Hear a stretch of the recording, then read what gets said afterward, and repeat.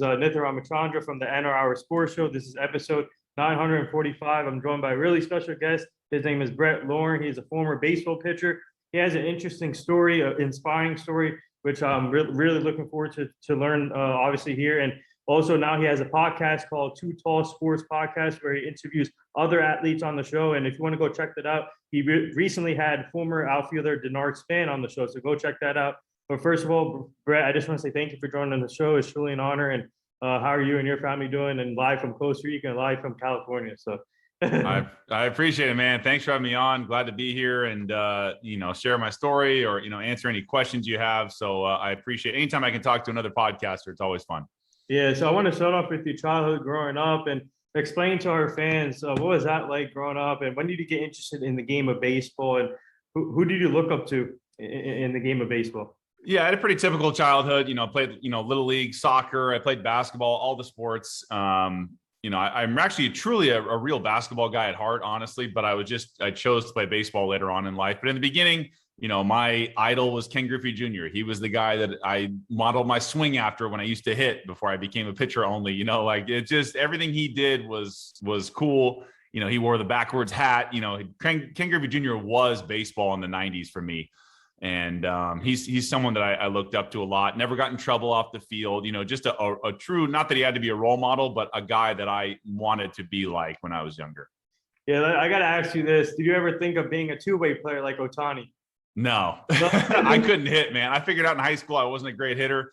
I just focused on pitching. There was no way I was going to be able to do that. Yeah, obviously you were a tall pitcher growing up. And explain to our fans, what was that like? What was the process like when you transferred to a hitter to a pitcher, I should say? What was that process like for you? Yeah, so I always pitched, pretty much my whole little league career in high school. Like I was a pitcher always. And then, freshman year, sophomore year, I would hit. But after that, man, when I became a junior and senior, when I was on varsity, they were like, no, you're going to pitch only. We're going to have a DH. It's fine. And it's better anyway, because a lot of the pitchers in high school can't hit that well. Some can if you're a real athlete, but I also hit my big growth spurt between my sophomore and junior year of high school. So I went from like 6'2" or 3 to 6'7", and that really solidified, me as a more of a dominant pitcher versus trying to hit. And, it didn't make sense for me. So once I figured out that I was just going to focus on pitching, I went for it. And then, after that, I went to college and pitched as well. Yeah, I'm just curious for you, obviously tall pitchers, how tough is it sometimes for tall pitchers to get that routine going? Especially you see pitchers like Dellin Betances, who's tall, Andrew Brockman, if you want to say that. But for you, what kind of routine do you have, especially for a tall pitcher? Yeah, you have to kind of learn how to use your body, right? You have to fill out. Like I was not fully grown at 18. Like I was a late bloomer kind of until I got into college. So I didn't really know, it's hard when you're big. It's just like in golf, it's hard for me to play golf sometimes because I'm so far away from the ball, a lot can go wrong in that swing. So it's just like in pitching, when you figure out your mechanics and your body and how it all works, then you can really hone in on your skills. For example, I used to watch Randy Johnson when I was a young kid growing up. I mean, the big unit, right? 6'10", I'm 6'7". So, and he's left-handed, I'm right-handed, but same idea. If you figure out how to use your body correctly and get your arm slot in the right spot, you can be successful. Plus, at a downhill angle like that, that's why they like tall pitchers, because it's not a flat fastball coming in. It's down plus the mound angle. You're going to be pretty tough to hit. Yeah. So for me, I always go by that. For example, in football, the quarterback and head coach it's really important relationship to have. In the NBA, point guard, head coach. For you, how important is it to have a pitching coach by your side the whole time, working on your craft? How important is that for pitchers to have that? It is important, but I would argue that the most important relationship is the pitcher and the catcher being on the same page, right? If they know your skill set and what you do well, and the best feeling ever as a pitcher is not having to shake off your catcher the whole game. Like that is, you are in sync with your catcher. They know your stuff, what you want to throw, when, who you're facing. You go through the scouting reports, all that stuff.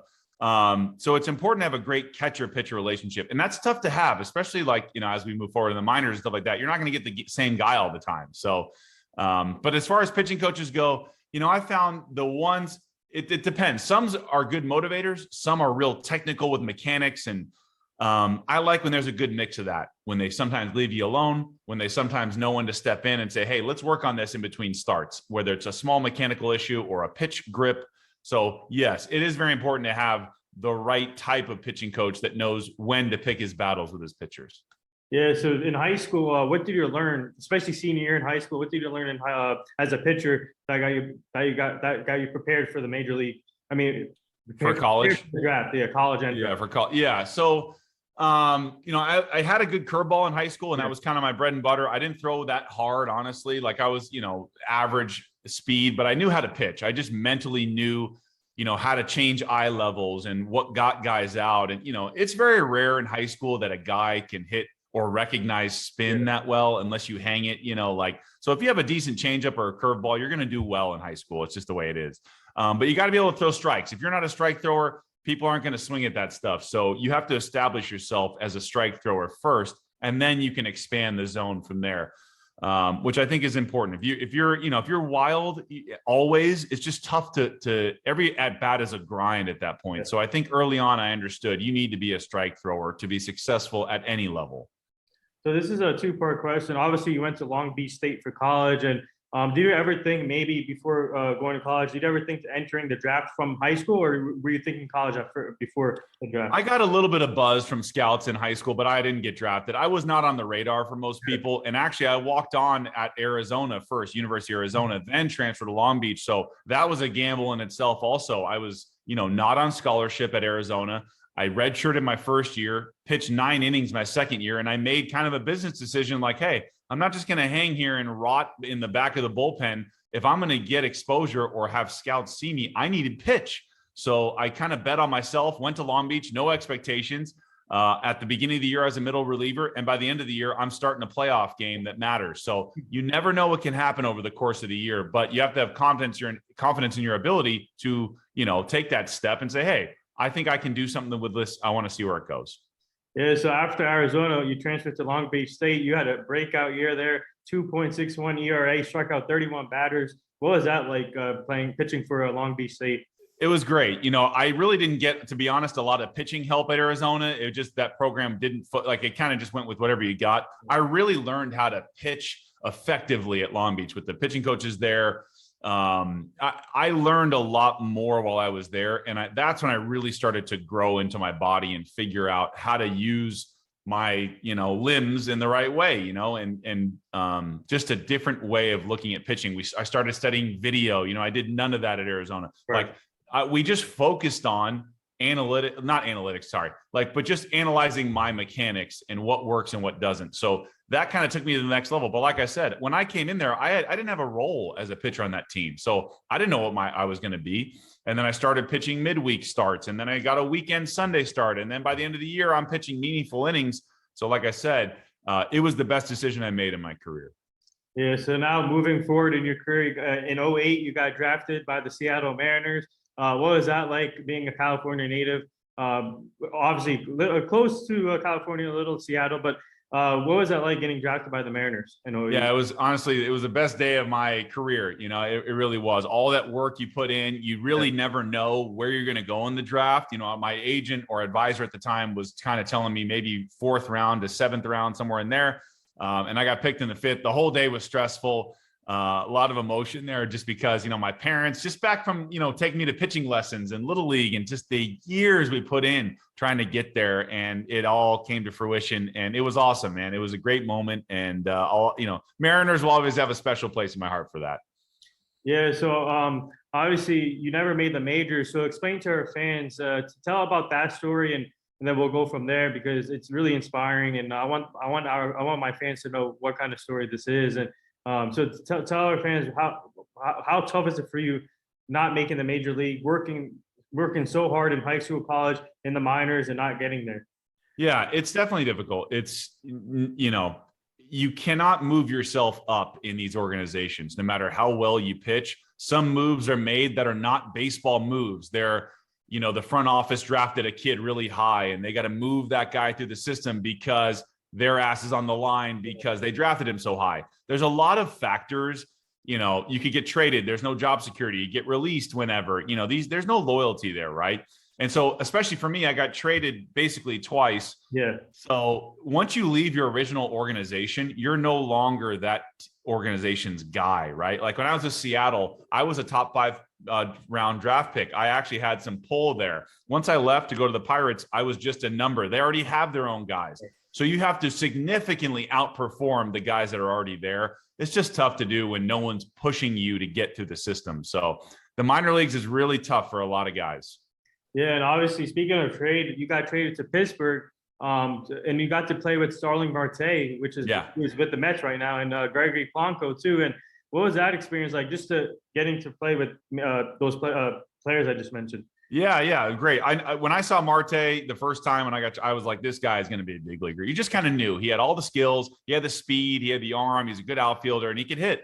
So you just knew, once a lot of these guys that are Latin players, that's another thing that no one really tells you is, as Americans, you never played with guys from Latin America before. Yeah. So you have to get used to that cultural disconnect there as well. I was fine with it because I was open and, I talk. I knew a little bit of Spanish, so I would chat with them a little bit and it was fun. But, there's a lot of different cultures coming in. So that's also part of the deal. You're not just competing with Americans, you're competing with the world to make it in Major League Baseball. So, but yeah, Polanco, when I saw him, dude, he was still a teenager, man. I was like, I don't know if this guy's going to make it or not.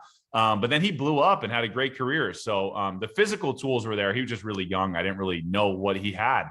But great guy. Both those guys are good dudes. And they had successful big league careers.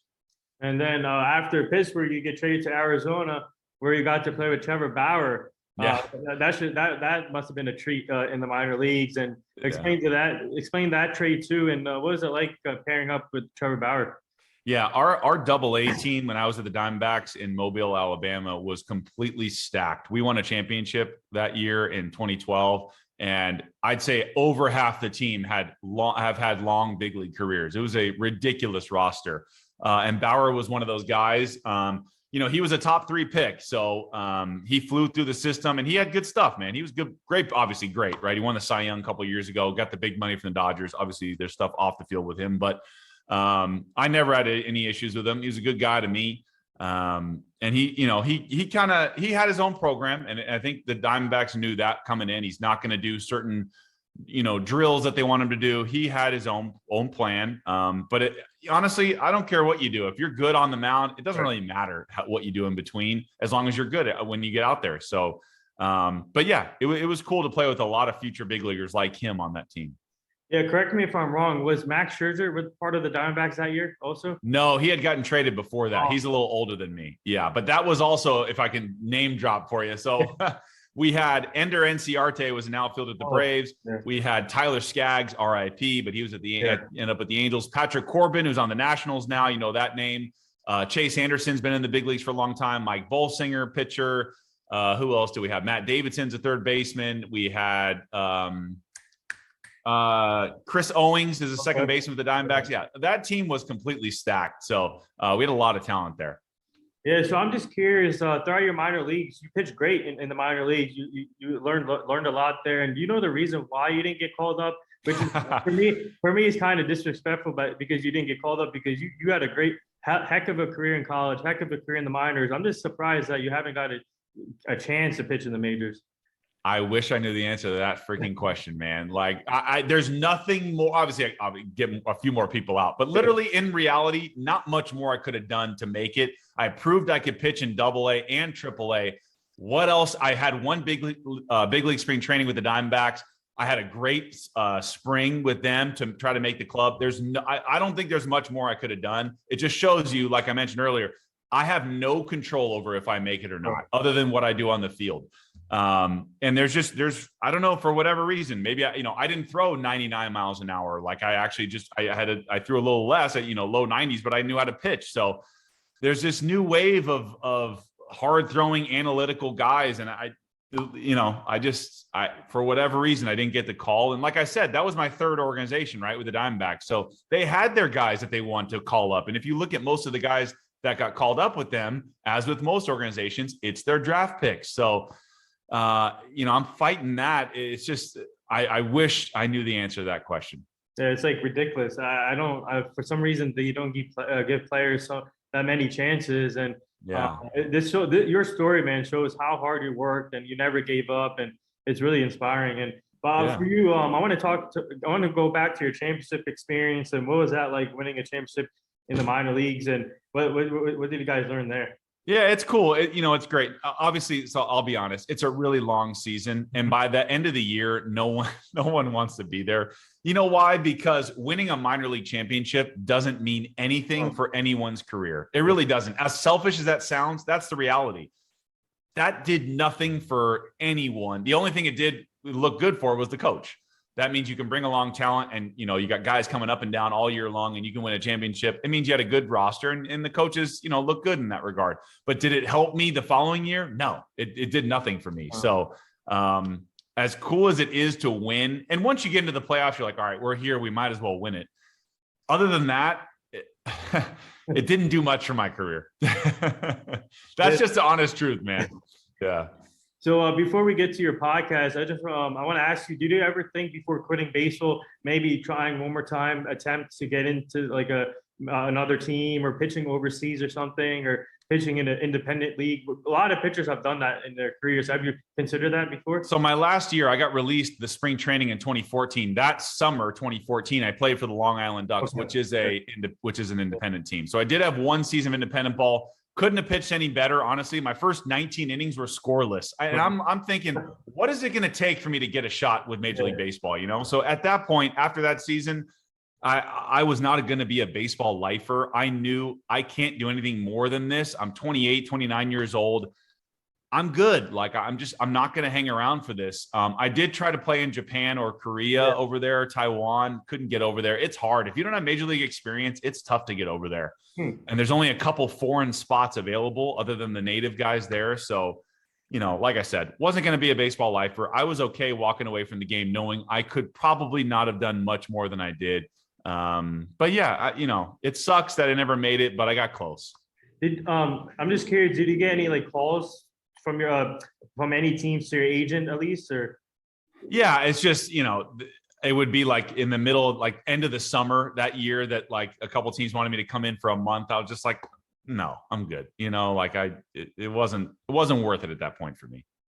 Yeah. So before the podcast, I want to ask you, what advice would you give to younger players that are in baseball or whoever's in the same situation as you that have to work maybe a little extra hard to get to the majors? What advice would you give them now? Like high school or college kids, or high school, college, and minor league players too. Yeah, minor leaguers, you can only, like I said, you can only do so much, right? But the only thing you can do is perform on the field, and that's really at any level. What I would tell high schoolers is, unless you get big money out of the draft and you get a huge signing bonus, go to college, because you can't get those years back, and it's good to mature for those 3 years until you get drafted again. And if you're really good, you'll get drafted again. It's not a big deal. And when I see high school guys in the minor league system getting drafted, like most of them are just mentally not ready, and physically too. You're 18, 19 years old. You're not ready for this. You never lived on your own before. You've never been away from home, and you're competing with grown men with families that you don't need to start that process yet. So I always push guys to college, not because you need college, but I think you need the maturity years to get ready for pro ball. And college guys, I'd advise, like I transferred schools. If you don't feel it's right after the first 2 years, move on, go somewhere where you're going to play and get exposure. It doesn't do you any good to be at a great program and never play. So that'd be my advice. You got to be very realistic with your situation in college. Yeah. So now let's get to your podcast, which is amazing. It's called Too Tall Sports Podcast. And when did this come about, and how grateful now to have this platform? Having like other athletes on your show, talk about your story, sharing life stories on your podcast. Sure. No, I appreciate you mentioning that. Since the pandemic started, I started in May of 2020. So about a year and a half in, and it's been great. I didn't know what to expect. I always kind of had this, I always wanted to be in sports media in some regard, and doing a podcast like that, I started with my network, former minor leaguers and college players and coaches, what they go through. Some of these stories are more insane than my story. Some of these guys quit baseball and came back to play in a pinball off the street, and they made it to the big leagues like this. Some of these stories are insane. And I wanted to shed light on the minor leagues of kind of the stuff I've been talking about, of how tough it is really to make it. Yeah. And so I like sharing stories like that, and also talking to sports writers and sports psychologists, and giving people an insight of what it's really like being a professional athlete.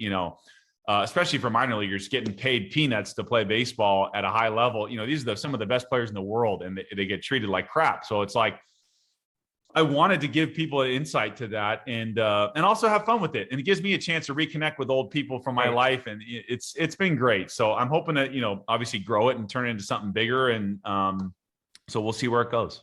Yeah. So how often do you record your podcast? Obviously, I just listened to your last one with the Denard Span, but how often do you record your podcast? Yeah, once a week. So I release it every Thursday, but I record, I have flexibility when I record with people whenever they're available, but I release one episode a week on Thursdays. It's on YouTube, Spotify, Apple Podcast, everywhere it's available. Just type in Too Tall Sports Podcast.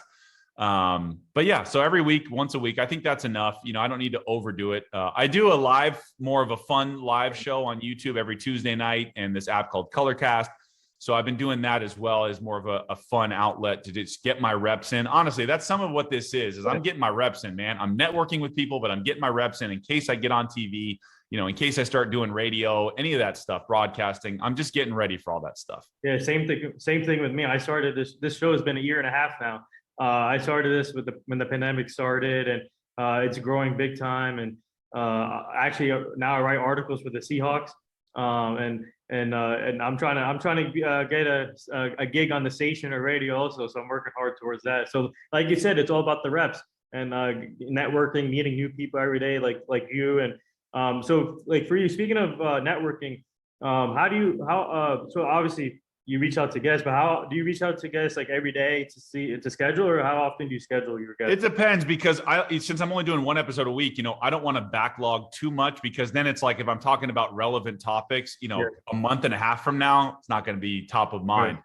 So I try to do a couple weeks out, maybe 2 to 3 weeks out if I can. And then I scramble and try to find somebody else. But I usually, message people on LinkedIn. Honestly, it's a little more professional, and sometimes a DM on Instagram is good enough too. So, or a friend of a friend that can help set me up. Referrals are the best, right? Those are the people that are just like, yeah, get on this guy's show. So those are fun too. But yeah, you just kind of, I book my own guests. So you gotta, let them know who you are and just say, hey, I'd love to get your story, and whatever they can give you is great. But I'm impressed, man. Your following on Instagram is huge. I'm at like 700 something followers. You're like 7,000. Yeah. So it's all about building those relationships, and I can help you easily to get that growing more, because I love to share stuff on my stories and post stuff, and I'm more than welcome to helping out your podcast grow also, because this is amazing podcast. And so far on your podcast, what would you say your most inspiring show you had, or most inspiring guest you had so far?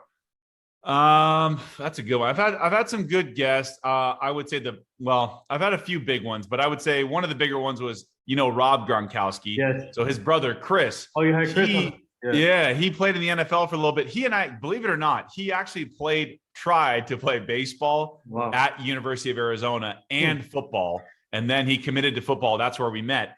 And then years later, I reach out to him. He's been in the NFL. He was on Shark Tank with his ice shaker product, got a deal with Mark Cuban. It's like, damn, dude, he's not the only Gronkowski that's doing things. So that was a fun one to get his story. That one was pretty cool. Honestly, my sports psychologists, I've had a couple of them. They're the best, because they give you the inside of what it's like at a high level athlete, what they need to be thinking, all the noise they hear on the outside, the tools that they have mentally to push through adversity, especially with baseball. It's a sport of failure. So, I like the sports psychologist a lot, because that's someone that's applicable to everyone. So I like that. Yeah. Plus, with everything going on now in sports, with like mental health issues, sports psychologists are big now. They're making their money's worth. And for you, speaking of baseball, what was your thoughts on this year's season? Obviously now we're in a lockout, but what was your thoughts on this year's season? Off the top of my head, anybody but Houston to win the World Series. That's what I was thinking about. I was happy to see the Braves get over the hump. That city desperately needs a championship. They blew it 3-1 last year to the Dodgers. I'm a Dodger fan, I will say. I'm a Yankee. But the Atlanta Falcons blowing in the Super Bowl, that city needed a championship. So I'm happy it was them. But yeah, it was, back to normal season. It was, a compelling playoffs. You had the Giants and the Dodgers, NL West, they both won over 100 games. Like, it sucked they had to play so early in the playoffs, but that was a great series. So it was exciting. Playoff baseball is great. So, it's fun to see, all the up and coming stars kind of grow into their own. But yeah, it was a good, overall, I think it was a good season coming back off of COVID, but of course now we're in a lockout. So we'll see how long that lasts. Yeah, so before the lockout, obviously you've seen the crazy offseason with the moves. I'm a Yankee fan. We haven't made any moves yet, but I think they're waiting after the lockout to make the moves. But what are your thoughts so far in this crazy offseason? Obviously, your former teammate Marte went to the Mets with Max Scherzer with the Mets, and the Dodgers has lost a lot of key players already. So what are your thoughts, just the overall movement and the contracts that's been handing out? I think I like to see some of these small market teams go for it a little bit, like the Tigers signing Javi Baez, like the Rangers spending $500 million on two guys in the middle infield. One of them was Seager. I don't think it's fair to ask fans to show up to your stadium when you're actively tanking every single year. And I know you're trying to rebuild and stockpile draft picks, but like, why should I buy tickets if you're not going to put a product on the field that's even trying to win? So I like some of these small markets going for it. The Blue Jays signing Robbie Ray, like a Cy Young winner. Like, I'm sorry, the Mariners. My bad. That's Blue Jays from the Blue Jays. Yeah, Kevin Blue. Yes, exactly. So I like seeing the small market teams go for it. It's like finally, like it's as quiet as the Dodgers and Yankees have been, which is very odd. Yeah. Even the Red Sox too, a little bit. Like it just seems like the big markets have been quiet. They've made some of their big time deals already. Like the Dodgers they gave Mookie Betts the big contract. So it's okay. And I trust that front office because they usually make the right move. It definitely sucked to lose Max Scherzer. I would have loved to keep him. Now we got to figure out, do they give Kershaw the legacy contract now on the back half of his career? Did they bring back Kenley Jansen, who's been up and down over the last 5 years? I don't know, man. It's weird. I'm glad they got Chris Taylor back. He's a gamer. But the big markets have been pretty quiet lately. Hey, speaking of stories, inspiring stories, Chris Taylor's an inspiring story. What a great he coming from Seattle Mariners, getting traded to the Dodgers and living the limelight and winning a championship. Man, this guy is like you should get him on your show. Yeah, I would love to. Him and a guy like also Max Muncy. The A's, Oakland A's kind of gave up on him, and the Dodgers just that's why I trust the front office. The Dodgers just find these dudes that are like, if they're not homegrown, we're going to get a discount on them and they're valuable. So, I like having all the position players that we have. Trey Turner was not a throw-in, but he was just part of the Scherzer deal. Now he's going to be our shortstop all the time. I'm good with that. So I think the Dodgers are moving in the right direction. Yankees, I don't know, man. You guys need a little more pitching, other than Garrett Cole. Yeah, speaking of Yankees, obviously after the lockout, I think that's when they're going to make their moves. And I think after the lockout, the teams there's going to be a crazy offseason again, making the signings. And the Yankees have been linked to Carlos Correa, Freddie Freeman, and others, but Matt Olson and some pitching. But do you think Freddie Freeman leaves the Braves? Because the longer this goes, I'm really concerned why the Braves haven't signed him yet. I'm not sure either. I think the longer it goes, I think I can see him leaving, and it could be the Yankees. I think, yes, it's possible, but you already have Rizzo there, and you already have some other big boppers. But I think he's using it as leverage to up the price for the Braves a little bit. Because if there's interest, and he's a California guy, for the Dodgers to get him, watch out, because they'll make a move. I don't think he wants to leave Atlanta. I think he is the Atlanta Braves, man. Yeah. Like, I would be surprised if he left, honestly. I know it's taking a while, but same with Correa. He could go back to Houston. Yeah. On big money. So I think now that some of the dust has settled, these teams missed out on some other guys. I think they got to bring back their stars, because if you don't, you're not going to be a contender anymore. I think if the Braves lose Freeman, that's a huge loss for them. Right. I don't think they can afford to lose him. Yeah. So did you reach out to your former teammate Marte when he signed with the Mets? No, I didn't. You know what? I haven't talked to Marte in years. So, and his English isn't that great. So I haven't talked to him in a long time. No, but maybe I'll try. I can try to get him. Yeah. So before we get to the last two things, I know you're working towards a radio station gig, and Vince Scully, man, his job is opening. How cool would it be? It would be awesome. They got Joe Davis there, and I like Oral Hershiser. They got guys there, so it would be cool though. What do you know what else? I don't see myself doing play-by-play for baseball. Right. I could. I like to do more broad, like talk show topics, or be more of an interviewer. I don't know if I want to watch a lot more baseball every day. Like MLB Network. Yeah, maybe. Yeah, MLB Network would be cool. More of an analyst type versus play-by-play. I'm not saying no. It's just I think I'd be more open to doing other things besides play-by-play in baseball. Yeah. So before we get to the last two things, if the right opportunity comes for you, would you consider being like a coach for like a pitching coach or a bench coach sometime down the line? A lot of people have asked me that. I don't know. I feel like I'm not sure if I want to do that. The other hard part is big league jobs are hard to get. And usually you have to start in the minors as a coach. And it's like, do I really want to ride the buses again and climb the ladder like a player does? I don't have interest in that. Like I don't want to start that process over again. If it was a higher level job, then maybe, yeah, I would consider it. Or a front, like, not that I'd get a front office job, but like some with one of the organizations in the front office, that'd be cool. Yeah, that'd be awesome, and I hope you get one. Oh, thank you. Yeah, and the last two things here, our team is part of this foundation. It's called the Hugh Jackson Foundation. We're trying to help prevent human trafficking, making sure the community stays safe, the kids stay safe. He's a former NFL coach. He's now the assistant coach for Tennessee State with Eddie George, and I'll send you the foundation so you can go check it out. Okay, cool. And the last thing here, would you like to say anything to all the nurses, doctors, and all the essential workers right now? Yeah, obviously we need them. It's been a tough last couple of years. We're still not out of it yet. So can't thank them enough for, they say the front line. They are truly in the front line. And you want to talk about essential workers. We need those doctors, nurses, and stay healthy and people to get vaccinated and, just be a good human. That's all we're asking, So I think, huge thanks to them because they're making a difference and they're trying to save people from everything, among other things that are going on besides COVID. So there's a lot of stuff going on. So definitely appreciate everybody on the front lines there. Yeah, well said. And would you like to plug your podcast? Of course. Find out where the fans can find you and what you got coming up next. Yeah, definitely. So at Too Tall Sports Podcast. So that's TOO Tall Sports Podcast. You can follow me on Instagram. I'm there. On Twitter, it's at Too Tall Sports. I'm becoming a very huge TikTok star. Just kidding, I'm not. But I got some big videos on there that have gone viral. I have a fun series about worst stadiums I've ever played in the minors. That blew up. So I got some good videos on TikTok there. Same thing, Too Tall Sports Podcast. I have a couple big interviews coming up.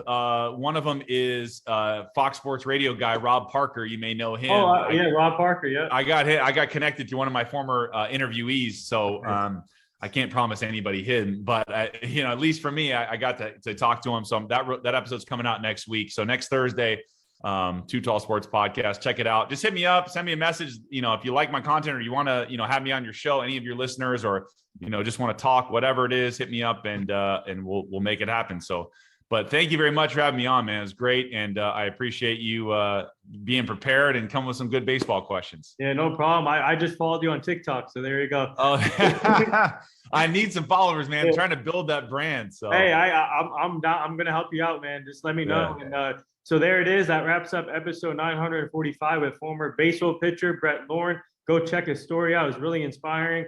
He never made it to the majors, but he kept working hard. And now he has a podcast called Too Tall Sports Podcast. Go check that out.